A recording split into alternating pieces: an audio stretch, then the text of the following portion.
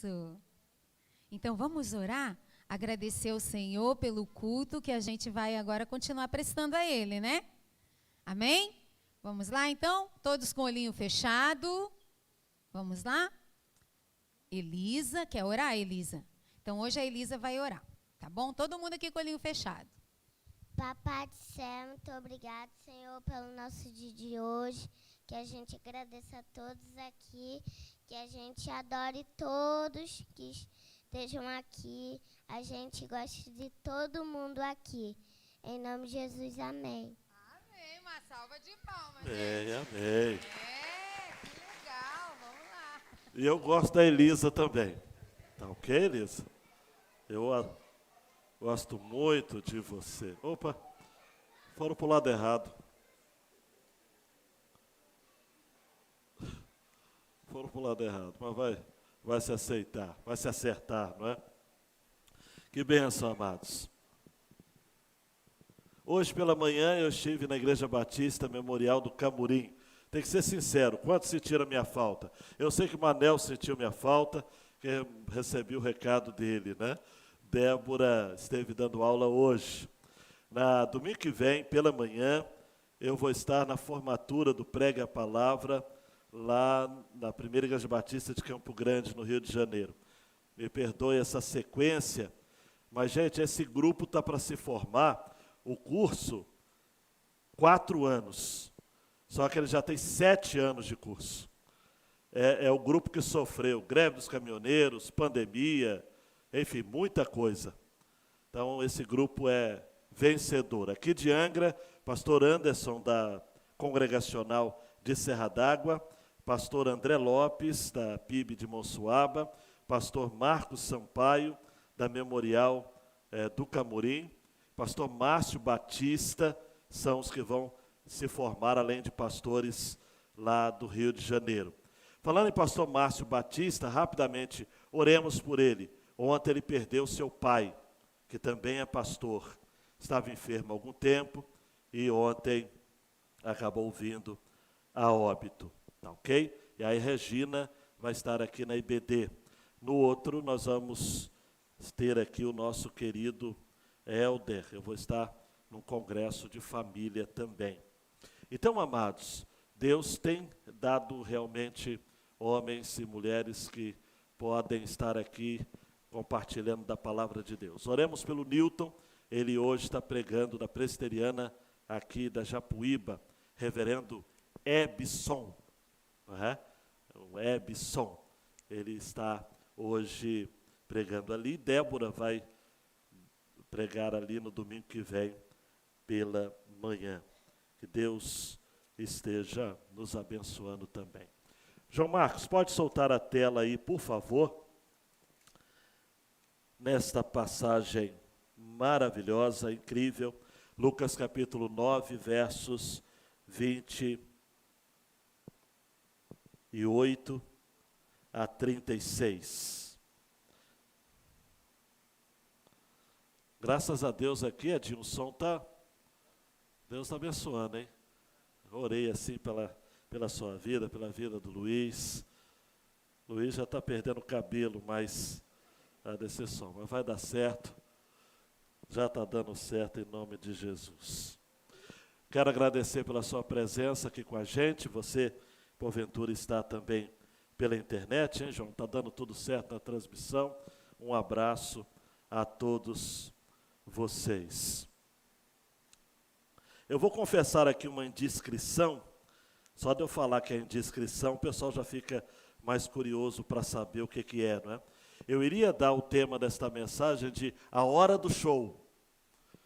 Porque a transfiguração foi um show, não é? Sem qualquer trocadilho, por mais que eu sei que depois eu vou sofrer, esse é o verdadeiro show da fé.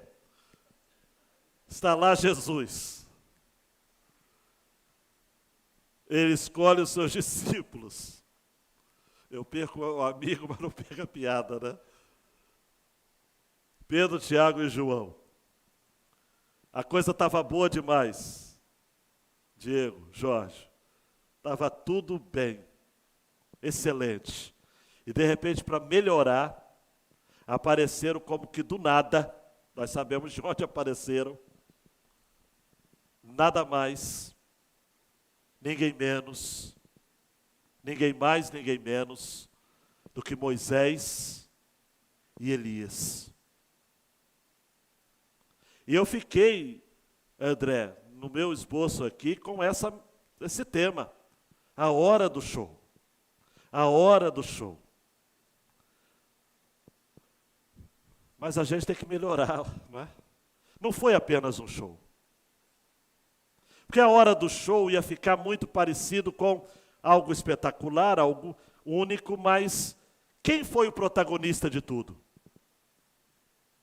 Quem é que apareceu em mais evidência? Mesmo estando Pedro, Tiago, João, Moisés e Elias, mas quem vai aparecer, o personagem principal, chama-se Jesus. Porque é dele que o Pai diz: este é o meu filho, este é o meu eleito, a ele ouvi. Mateus, Marcos e Lucas registram que quando os discípulos abrem os olhos, eles não veem ninguém mais, a não ser Jesus. Cadê Moisés? Sumiu. Cadê Elias? Sumiu. Há quem diga que eles só vão aparecer lá em Apocalipse, mas isso é outra discussão que eu não vou entrar. Sumiram. Só ficou Jesus. É dele que precisamos. E aí eu pensei num tema, mas na verdade eu fui levado na minha memória afetiva e histórica, né? Porque quando você é criado no Evangelho, tem o privilégio de lembrar de hinos ou de crescer. Junto com a mamadeira, eu recebia hinos, né? Porções. E eu me lembrei de um hino antigo, os mais antigos aqui vão lembrar, não vou nominar os mais antigos aqui, porque eu quero, como disse a nossa Elisa, eu amo todos vocês também. Mas o hino é: Jesus é melhor. Antes um pouco da história desse hino. Esse hino foi composto por uma irmã chamada Ria Miller. Ela, com 28 anos de idade, viveu o drama do seu pai envolvido severamente com o alcoolismo. Mas Deus, de maneira miraculosa, Jesus, de maneira miraculosa, Zerilton, o libertou do vício. E Ria Miller, em conversa com o seu papai, ouviu dizendo o seguinte: eu prefiro ter Jesus em minha vida a qualquer ouro e prata do mundo. Eu prefiro ter Jesus na minha vida mais do que todas as casas e terras que o dinheiro possa comprar. Ria Miller, então, com a sua juventude, com a sua mente criativa, chega em casa e escreve uma letra apenas. Compôs também uma melodia para aquela letra e ela ficou guardada. Guardada. Anos depois, amados, algo em torno de 17 anos depois, um músico que participava das campanhas de evangelização de Billy Graham, responsável pela popularização do grande hino Grandioso És Tu e do Amazing Grace, Maravilhosa Graça, que antes era cantada nas igrejas dos guetos afro-americanos e passou a ser cantado então pelo mundo inteiro. Beverly Shea viu essas linhas poéticas e compôs uma outra melodia, que é a melodia que nós conhecemos. Jesus é melhor, sim, que ouro e bens. O choque para Bethel Chia, ele que era pastor de uma igreja metodista wesleyana, ainda jovem, numa manhã de domingo, isso em 1929. Ele orou diante do Senhor com aquele pequeno pedaço, Natália, de papel escrito, há cerca de 17 anos atrás.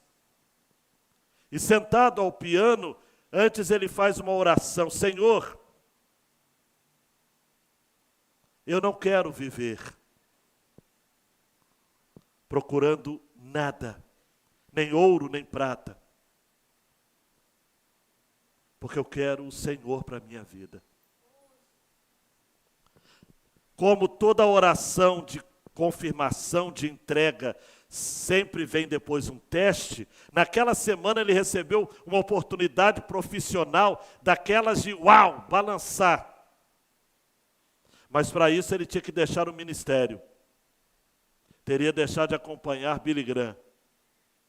Teria deixado de ganhar almas. E ele disse não. Visitado pelo Espírito Santo, naquela manhã de domingo,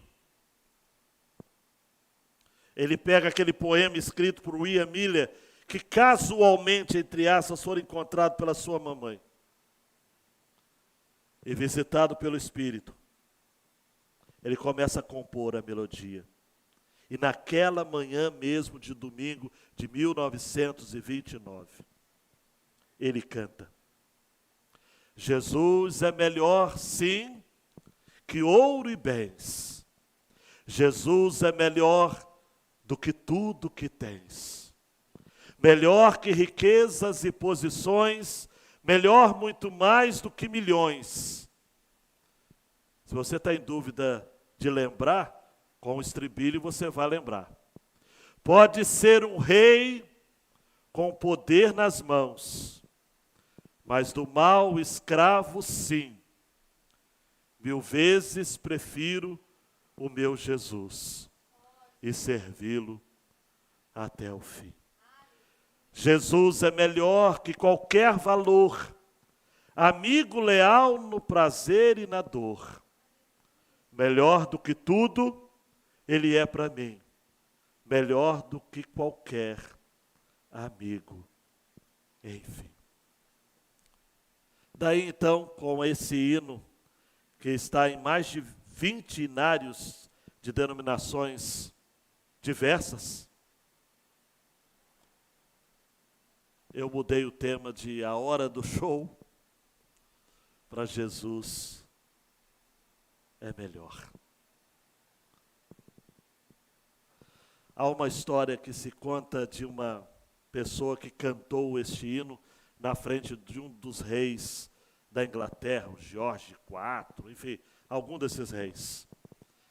E no estribilho, ele olhou para o rei e para a rainha na Inglaterra, eles estavam visitando os Estados Unidos, e na hora do estribilho ele olhou para o rei e para a rainha e disse: pode ser um rei com poder nas mãos, mas do mal escravo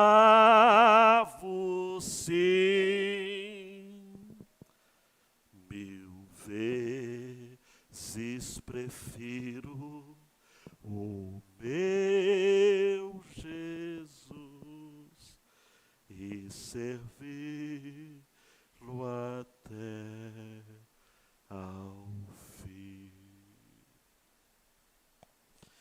E diz a história que, ao final, ele chega para o rei e para a rainha, que o cumprimentam efusivamente, e diz a eles: e vocês? Já entregaram tudo nas mãos de Jesus? E a rainha teria dito: sim, já o fizemos. Vamos ao texto. Cerca de 8 dias depois de proferidas essas palavras, Jesus levou consigo Pedro, João e Tiago e subiu ao monte com o propósito de orar. E aconteceu que enquanto ele orava, a aparência do seu rosto se transfigurou e a roupa dele ficou de um branco brilhante. E eis que 2 homens falavam com ele. Eram Moisés e Elias, que apareceram em glória e falavam da morte de Jesus que ele estava para cumprir em Jerusalém. Pedro e seus companheiros estavam caindo de sono, mas conservando-se acordados, viram a glória de Jesus e os 2 homens que estavam com ele. Quando estes começaram a se afastar de Jesus, Pedro lhe disse: Mestre, bom é estarmos aqui. Façamos 3 tendas, uma para o Senhor, outra para Moisés e outra para Elias. Porém Pedro não sabia o que estava dizendo. Enquanto assim falava, veio uma nuvem e os envolveu. E ficaram com medo ao entrar na nuvem. E dela veio uma voz que dizia: Este é o meu filho, o meu eleito, escutem o que ele diz. Depois daquela voz, perceberam que Jesus estava sozinho. Eles ficaram calados e naqueles dias não contaram nada a ninguém a respeito do que tinham visto. Ore mais uma vez e diga: Deus, fala comigo. Por favor, Deus.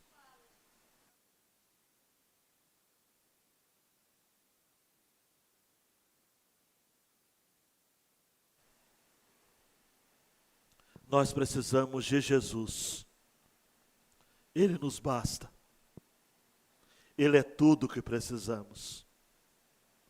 Que esta mensagem cale fundo aos nossos corações, no nome de Jesus. Amém e amém. João Marcos, dando um clique aí, a grande ideia desta passagem, anota aí: Jesus é a essência do reino, que é chegado com poder. O reino que já veio. Ele é melhor. Ele é melhor. Eu fiz uma separação, uma divisão da mensagem, como se fossem atos de uma apresentação mesmo. A transfiguração foi uma mega ultra power apresentação. O céu desceu, amados. O céu desceu. Daí então, João, eu dividi assim: a abertura do ato, do drama, da apoteose, versículos 28 e 29. O clímax da apresentação, aquela em que toda a audiência diz: oh! 30 a 33. E o encerramento do ato, para fixar a emoção, 34 a 36. A abertura, amados.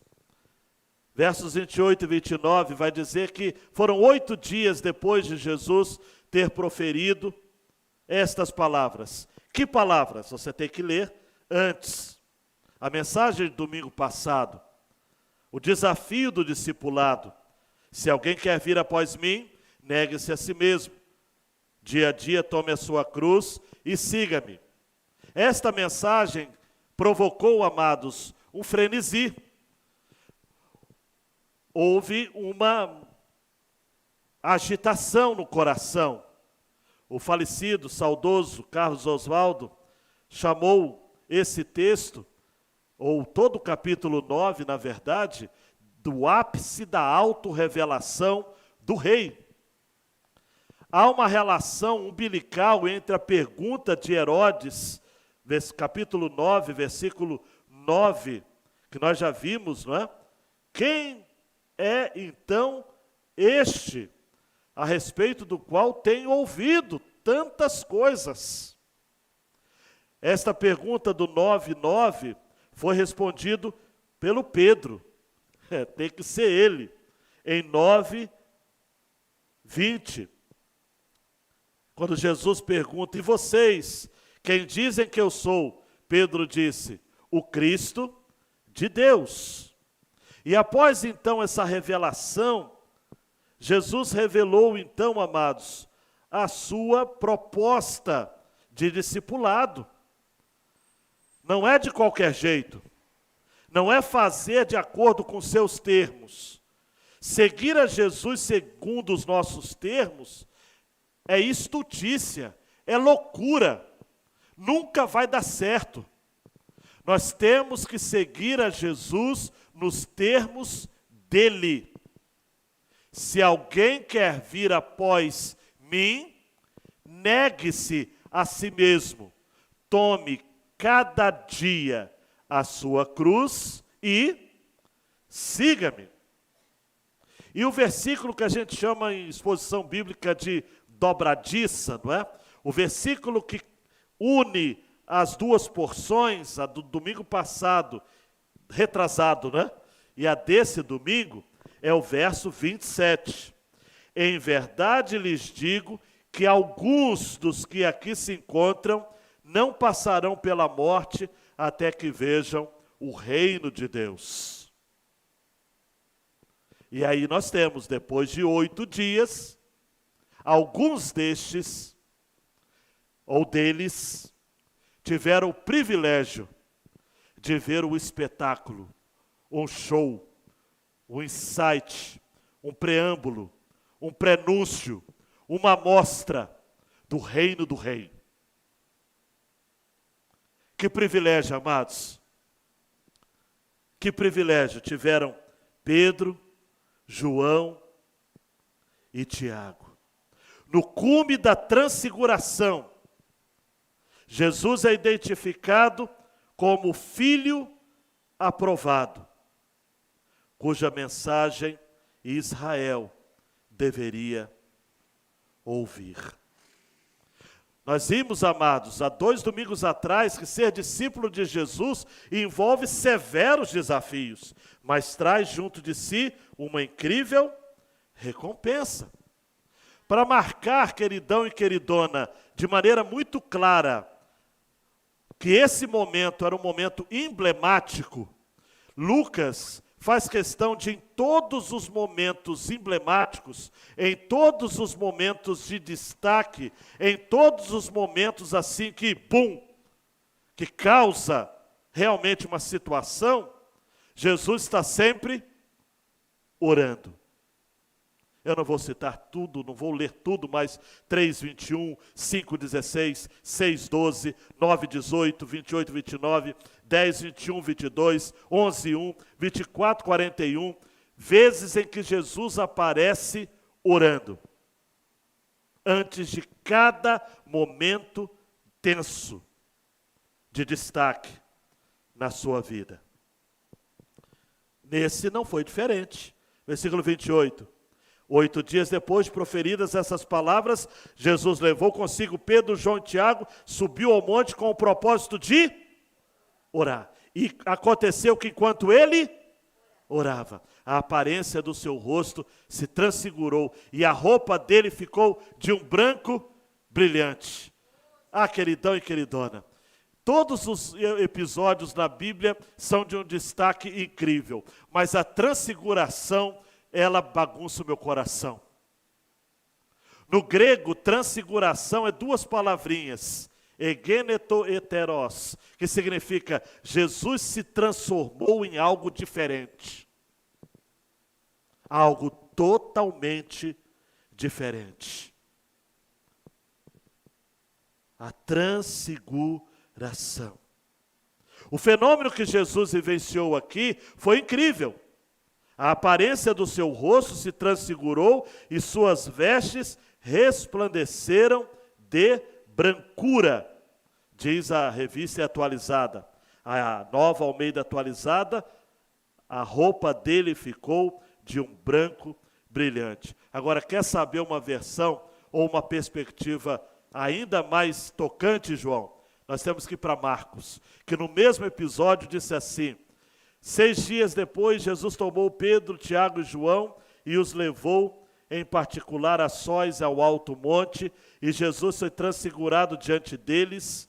As suas roupas se tornaram resplandecentes de um branco muito intenso, como nenhum lavandeiro no mundo as poderia alvejar. Aleluia. Era um branco branquíssimo. Foi uma fulgência que vinha de dentro. Uma manifestação do Filho de Deus em sua verdadeira natureza.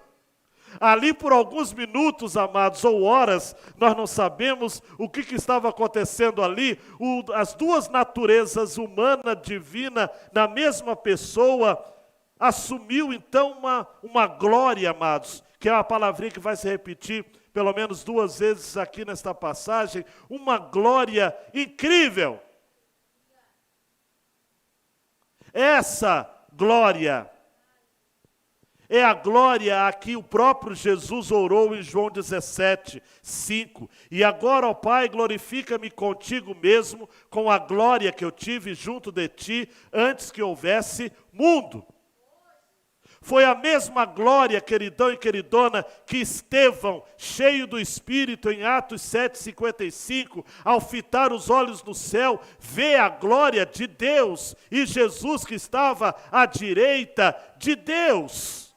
Glória, no original, doxa, peso que vale ouro. Como se calculava o peso de algo em ouro? Peso, glória, brilho. Algo incrível. Então, na abertura desse espetáculo glorioso, amados, Marcos evoca isso após uma outra experiência. Não entre em detalhes sobre a datação, 6 ou 8, mas cada evangelista tomou a liberdade de fixar os seus pontos de observação, mas o que tanto Mateus, Marcos e Lucas concordam é de que nós estamos diante de um evento sobrenatural. Enquanto Jesus orava, a sua aparência se resplandeceu. Ele foi transfigurado, mudado, e a roupa dele ficou de um branco, branquíssimo. E aí, João Marcos, entra agora o clímax. No versículo 30 a 33, nós encontramos que 2 homens falavam com ele. De repente, amados, naquele monte apareceram Moisés e Elias. Eles sim. Moisés, que lá do monte Nebo havia morrido, e seu corpo não apareceu, até agora. E Elias, que não morreu, mas foi assunto aos céus em meio ao redemoinho. Ambos estavam ali. Deixa eu parafrasear o apóstolo Paulo respeitosamente. Se no corpo não sei, se fora do corpo não sei, só Deus o sabe. Mas eles estavam ali. Era Moisés, era Elias. Moisés, o grande líder do povo de Israel, está lembrado? Que liderou sua saída do Egito, o mediador da aliança de Deus. Em Êxodo 28, em Êxodo 17, 18, 19, ele vê a glória de Deus, ele acompanha a glória de Deus, ele recebe as tábuas da lei. Em Êxodo 20 nós temos os mandamentos. Ele que constrói o tabernáculo, ele que lidera o povo numa época em que de dia uma nuvem o protegia, à noite uma coluna de fogo. A glória de Deus, amados, transitava ao entorno de Moisés. Para usar uma palavra que está na moda hoje, Moisés era, amados, um agente da Shekinah, da manifestação, da glória de Deus. Ele estava ali.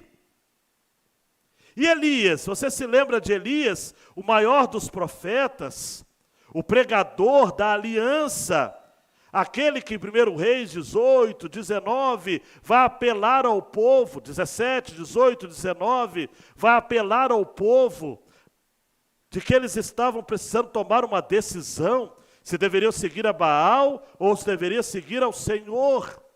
E mesmo depois, ele estando depressivo na caverna, o Senhor o visita, porque ele havia sido testemunha de uma intervenção do Senhor que ateou fogo no altar, sem o auxílio de mãos humanas e ainda com o altar encharcado de água. Corria água pelas pedras do altar. Duas figuras simbólicas da história de Israel. Apesar do sofrimento de Jesus, ou que Jesus iria passar, apesar daquilo que Jesus havia dito, ainda no capítulo 9, versículo 22, é necessário que o Filho do Homem sofra muitas coisas, seja rejeitado pelos anciãos, pelos principais sacerdotes, pelos escribas, seja morto e no terceiro dia ressuscitasse. A despeito disso tudo, amados,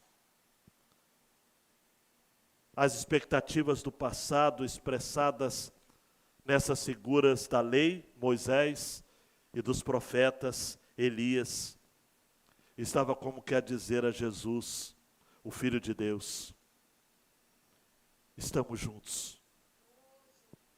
Me perdoe assim, talvez o simplismo do meu argumento, mas eu tenho para mim que no Monte da Transfiguração foi como se Moisés e Elias dissessem para Jesus: estamos juntos. A figura aqui, amados, a imagem aqui é uma imagem do Êxodo. Porque no versículo 31 nós temos: apareceram em glória e falavam da morte de Jesus, que ele estava para cumprir em Jerusalém.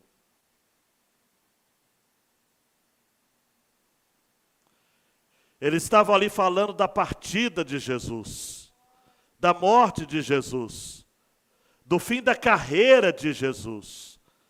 A palavrinha no grego é essa mesmo, êxodos. O fim da carreira, o destino final de alguém. Em outras palavras, amados e amadas, Moisés e Elias estavam ali falando do que aconteceria com Jesus, da partida dele, da morte dele, do êxodo que ele estaria enfrentando e liderando. Em cumprimento, então, a Isaías 40, 1 e 2, consolem o meu povo, encorajem a Jerusalém e anunciem que ela já cumpriu o trabalho que lhe foi imposto, pagou por sua iniquidade, recebeu da mão do Senhor em dobro por todos os seus pecados. Jesus é o rei, amados, que estava indo para Jerusalém, a capital dos outros reis. Só que, diferentemente, amados, de outros, o seu trono seria uma cruz. E ele estaria vencendo a morte, a tirania, estaria nos resgatando de todos os tempos. Estaria nos dando a sua herança, nos compartilhando de si mesmo, liberando seu perdão, sua vida. Me parece, amados e amadas, de que esse ato da transfiguração foi um encorajamento de Deus, o Pai, usando figuras históricas de Israel em relação ao Filho. Que talvez aqui, na sua jornada para Jerusalém, quem sabe, vez por outra, ele como homem, precisava de um encorajamento. Você já pensou na transfiguração como sendo um investimento de amor?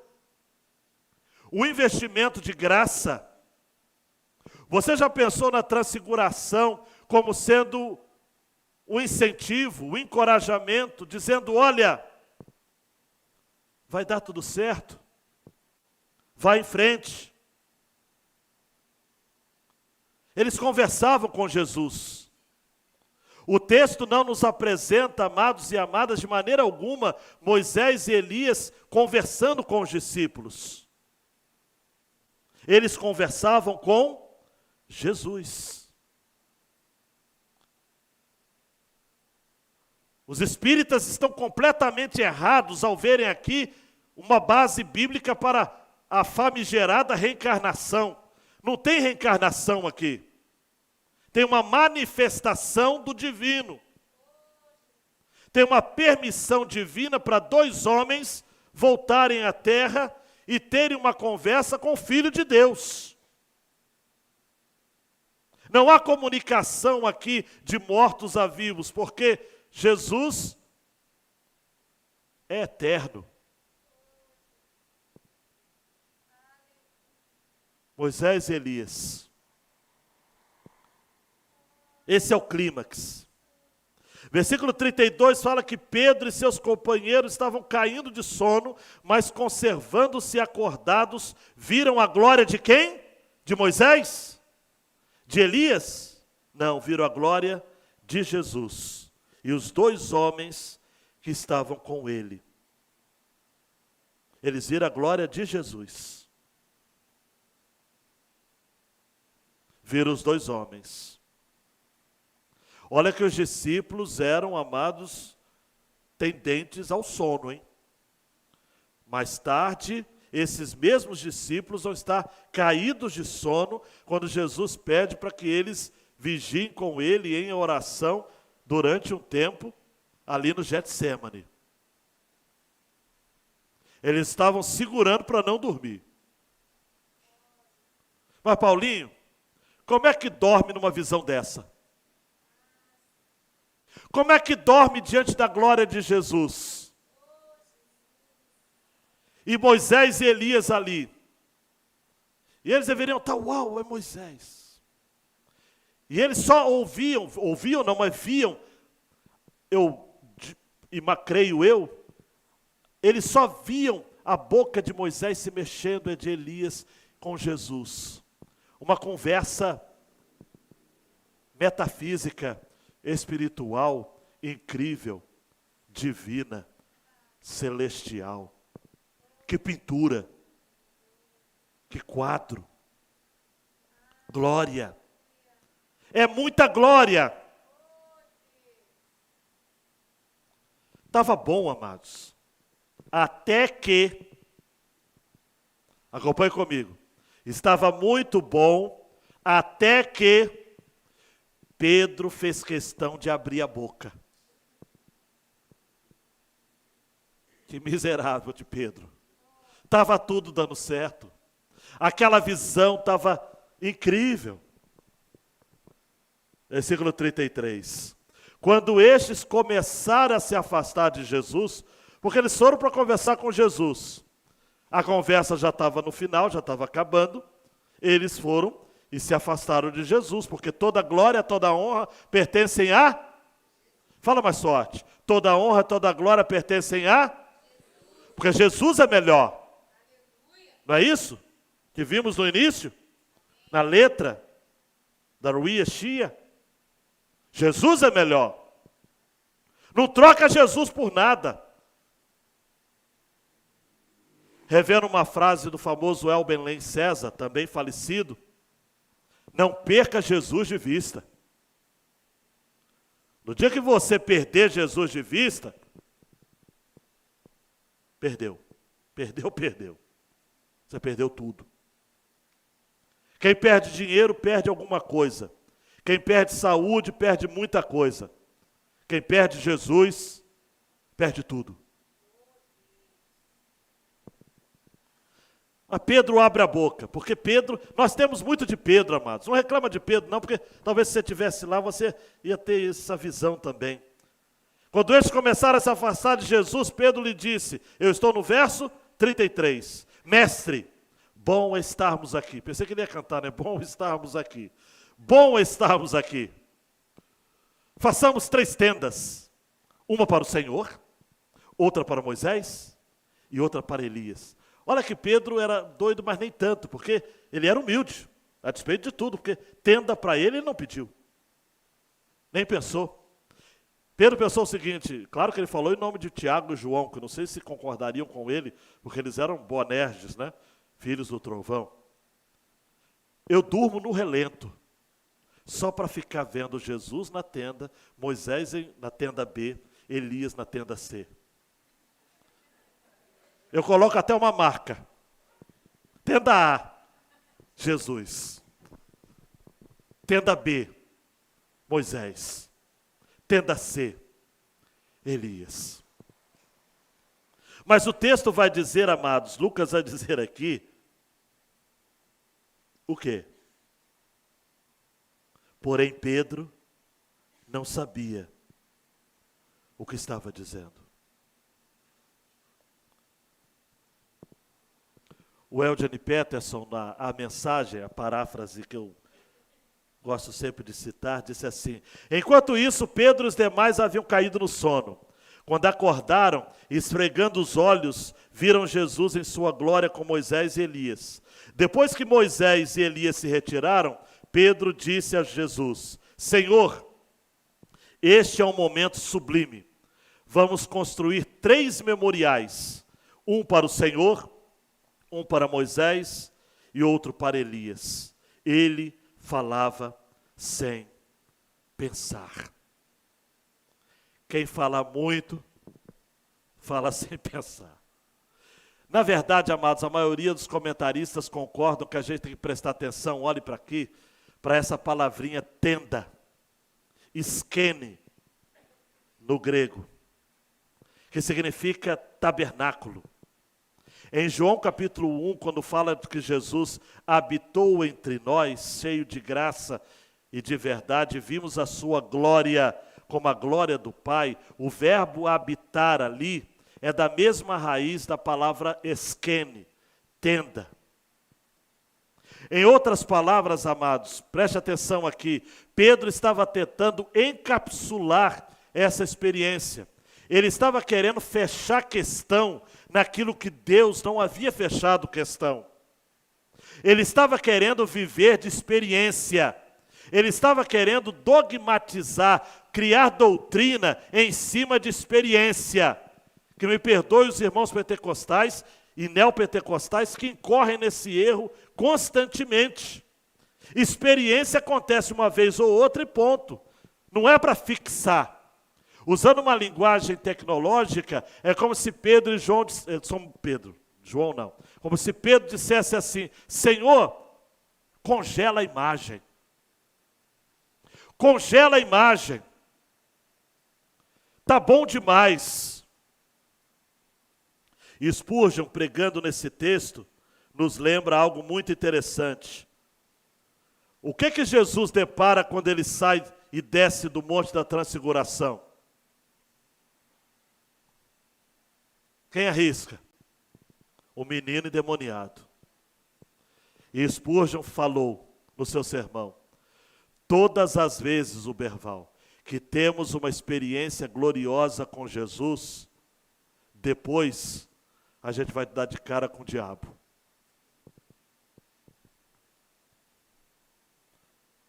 Vai ser grosseiro assim lá em Londres, né? Mas é verdade, sim ou não?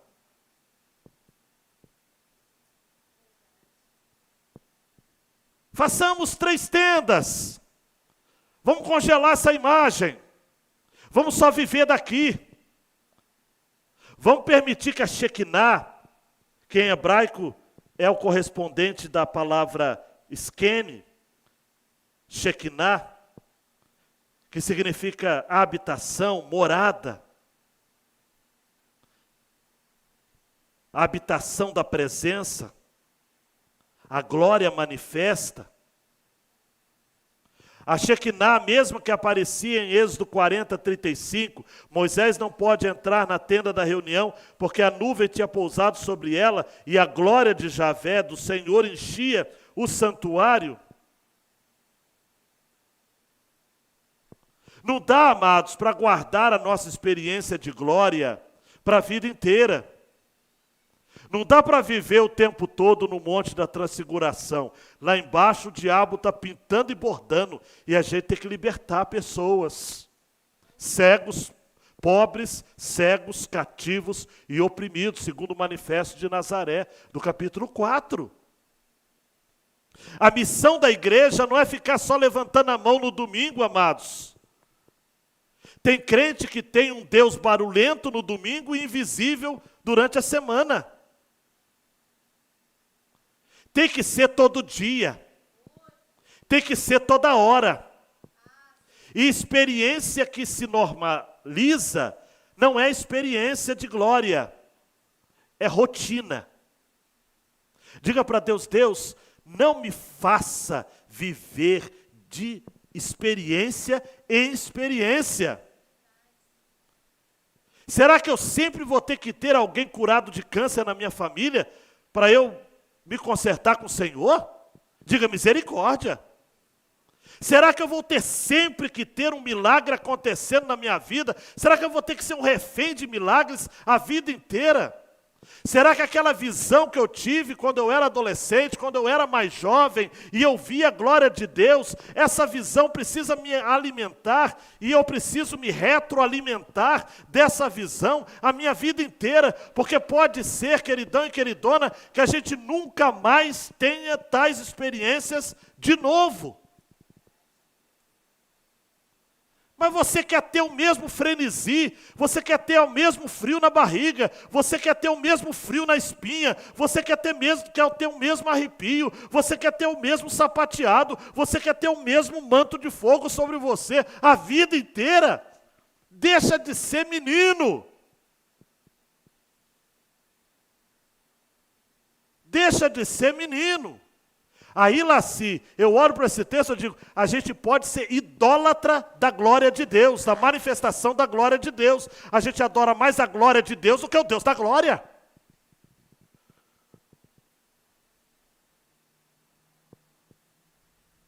Jesus, vamos fazer 3 tendas.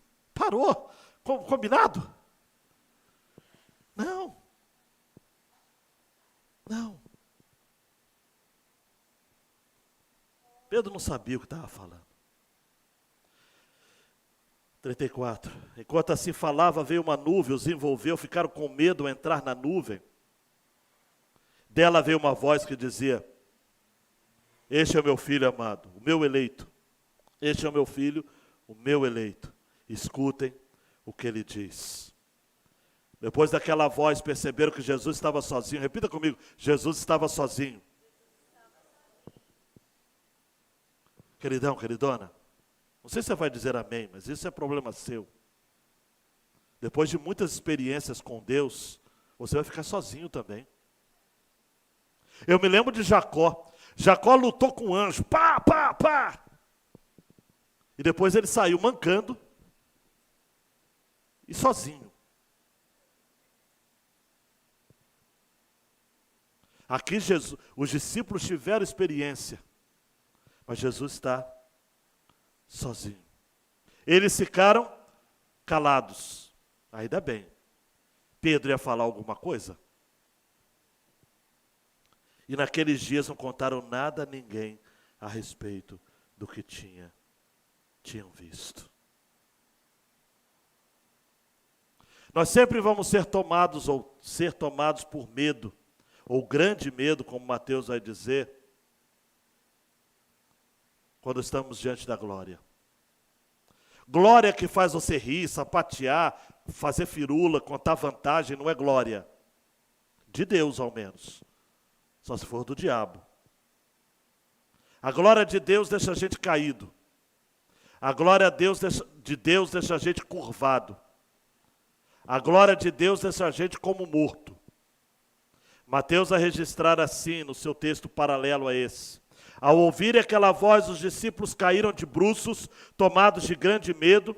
Jesus aproximou-se e tocou neles, dizendo: levantem-se e não tenham medo. Então eles, levantando os olhos, não viram mais ninguém, a não ser Jesus. Experiência com Jesus reforça a nossa humanidade, expressa a nossa vulnerabilidade, celebra que nós não somos nada, nem ninguém, que Ele é tudo em todos. A Ele a glória para sempre. Amém. Flávio Gouveia de Oliveira, lá de Limeira, disse que os discípulos que já conheciam sobre Moisés e Elias, agora vem Jesus, a revelação especial de Deus. Não era preciso fazer tendas. Jesus já estava habitando, tabernaculando. A tenda era o próprio corpo dele. Afinal de contas, um dos seus nomes foi Emanuel, que traduzido significa Deus conosco.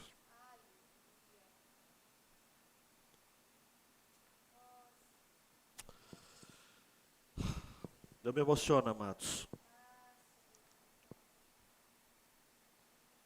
Porque a gente precisa aprender a lidar com as nossas experiências.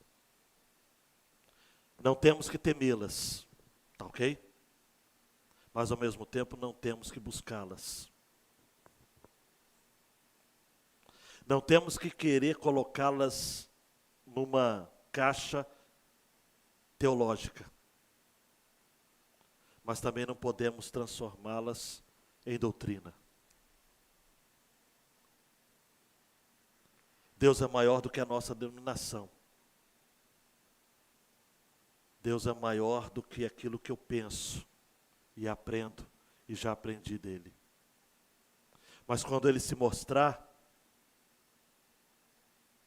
muitas vezes ele quer que eu fique calado e que eu dê toda a glória a Jesus, com humildade. Pessoas com espírito humilde são candidatas a um avivamento.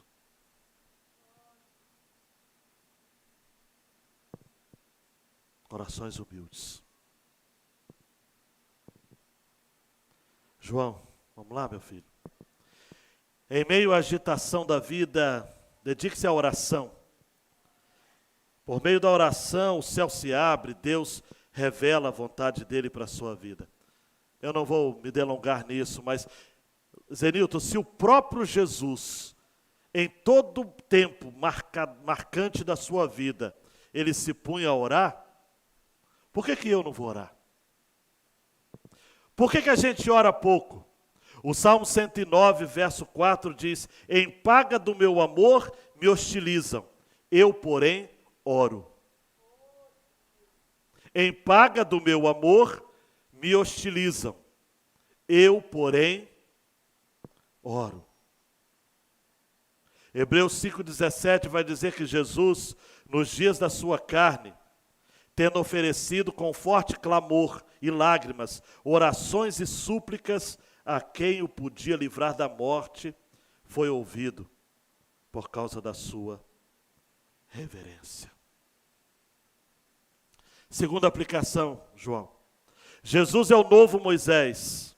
Veio libertar o novo Israel, os pobres, cativos, cegos e oprimidos. E eu diria até para acrescentar que assim como João Batista foi o novo Elias, que apresentou o caminho de Jesus, a ponto de Jesus dizer: olha, Elias já veio, mas vocês não reconheceram. Aquele a quem Elias apresentou, o anunciou, foi o Cristo, o nosso Cristo. Ele veio para os pobres, ele veio para os cativos, os cegos e oprimidos. Por isso que tudo casa nessa última aplicação, João. Ao final desse evento apoteótico, Moisés e Elias se foram. E achou-se Jesus sozinho. Ele é tudo o que precisamos. Ele nos basta. Tim Keller vai dizer: Jesus não aponta para a glória de Deus como Elias, Moisés ou qualquer outro profeta. Jesus é a própria glória de Deus encarnada. Hebreus 1:3 vai dizer: o Filho, que é o resplendor da glória de Deus e a expressão exata do seu ser, sustentando todas as coisas pela sua palavra poderosa, depois de ter feito a purificação dos pecados, assentou-se à direita da majestade nas alturas. Deixa a última tela, João. 5 minutos restantes. Eu li um artigo essa semana que mexeu comigo. Se Jesus é a essência do reino, que já é chegado com o poder, se ele é melhor, como vimos no início da mensagem, se aquilo que estamos cantando nessa campanha, todos os domingos, e domingo que vem estaremos encerrando a campanha. Teu reino vem, sobre nós ele vem. Esse artigo que eu li de uma irmã nossa, chamada Solani Soares, mexeu comigo porque ela refletiu sobre um assunto que eu tenho pensado. Você já passou por isso? Se você não passou, glorifique a Deus, porque talvez você tenha que passar ainda. Você já passou por uma crise de talvez ter pensado que nasceu na época errada?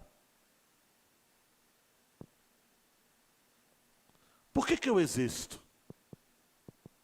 Por que eu nasci neste mundo? Um senso que eu chamo, na minha experiência, Diego, de senso de inadequação. É como se eu não fosse para esse mundo. E não é porque eu sou melhor, é porque eu não me encaixo nesse mundo. E nós, os cristãos, temos esse sentimento, precisamos ter. Seu coração já se apartou, ou já se apertou, por uma saudade daquilo que você não viveu? Você já ficou encantado ao observar uma pintura do passado e de repente sentiu um desajuste com o nosso tempo? Você já sentiu uma sensação de falta de sintonia com as ondas vibrantes desses dias, um desconsolo com os rumos que a humanidade vem tomando? Você já buscou um passado distante para tentar encontrar um lugar que talvez faça a sua vida fazer algum tipo de sentido? Um canto da história em que você possa florescer sem pressa, sem tumulto dos nossos dias? Você já se sentiu atrasado, sempre atrasado neste mundo, como alguém que chega no final de uma festa, quando o bom já passou, e só resta a desordem e a sujeira? Por que sentimos isso, amados? Por que nós ansiamos por alguma época do passado? Por quê? A verdade é, queridão e queridona, de que eu e você não nascemos no tempo errado. Porque o Deus que governa o mundo, em sua soberania, regeu todos os eventos da sua vida, desde o seu nascimento. A mãe que você teve, o pai que você teve, o arranjo de vida, a pessoa que lhe criou, aquela cura de uma enfermidade, o nascimento de seu filho, que aos seus olhos ou aos olhos do mundo, pode ter sido um erro. Existem pessoas que usam, a academia não, mas alguns pseudo-acadêmicos, quando nasce um filho deficiente, quer seja uma capacidade mental ou física, diz o seguinte: é como viver um luto com a criança viva. Não é. Não é. Há um Deus que orquestra todas as coisas. Nada acontece no mundo sem a permissão de Deus. Nós não devemos nos sentir deslocados, porque é para ser assim. O que acontece, C.S. Lewis, sempre ele com a sua sensibilidade, escreveu num dos seus livros, aquela nostalgia que trazemos sempre conosco, aquele desejo de sermos reatados a alguma coisa do universo da qual nos sentimos cortados, de estarmos do lado interno da porta que sempre vimos pelo lado externo.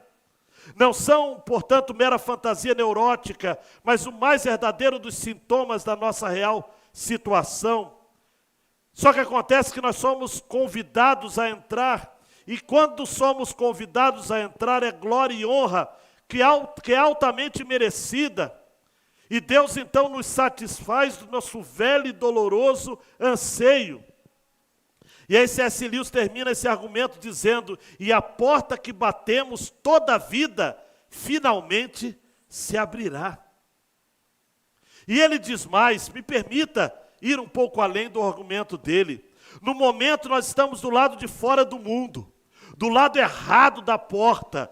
Nós discernimos o frescor e a pureza da manhã, mas esse frescor e essa pureza não nos contagiam, por isso nós nos deprimimos, por isso nós nos entristecemos, por isso que ficamos vez por outra abalados, não nos fundimos com o esplendor que vemos. Mas aleluia, aleluia, todas as páginas do Novo Testamento murmuram um rumor de que não será sempre assim. Um dia, aleluia, queira Deus, haveremos de entrar. Um dia estaremos em casa, um dia a experiência que Pedro, Tiago e João tiveram deixará de ser um momento na história, passará a ser uma realidade eterna. Um dia estaremos com Pedro, lá verei meu pai, lá verei minha mãe, lá verei Isaac e Jacó. Caminharemos com o Senhor, conversaremos com os apóstolos. Um dia estaremos em casa. Quem disse que você chegou em casa? Esse senso de inadequação, João, nada mais é do que o próprio Deus clamando: eu não criei você para esse mundo mesmo, eu criei você para um outro mundo, para uma outra realidade de vida. Porque se existe alguma experiência neste mundo que ainda não lhe satisfaz, é porque você não foi criado para ele. Um dia chegará, amados, nós voltaremos para casa. E Jesus disse: não se perturbe o coração de vocês. Creiam em Deus, creiam também em mim. Na casa de meu pai há muitos aposentos. Se não fosse assim, eu lhes teria dito: vou preparar-vos lugar. E se eu for e lhes preparar lugar, voltarei e os levarei para mim, para que vocês estejam onde eu estiver. Abaixe sua cabeça e diga: Senhor, me leva para casa.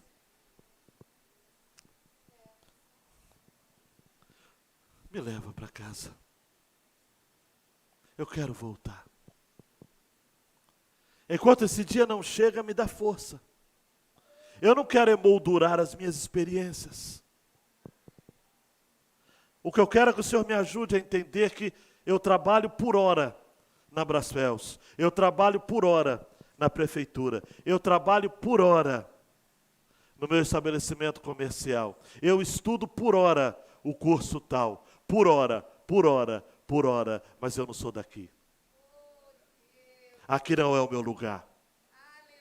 Aqui não é a minha casa. Monte da Transfiguração não é monte de chegada, é monte de passagem. Experiência com Deus não é para a gente parar, é para a gente prosseguir. Glória de Deus é para a gente caminhar. Êxodo diz: enquanto o povo caminhava, a coluna de glória, de fogo à noite, de nuvem de dia. Tem que caminhar, amados. Você precisa caminhar. Pastor, estou com dificuldade de caminhar. Caminhe. O caminho se faz enquanto se caminha. Caminha. Agora caminha com a sua família. Seu filho, sua esposa. Ah, pastor, mas ele faz barulho no culto. Traz.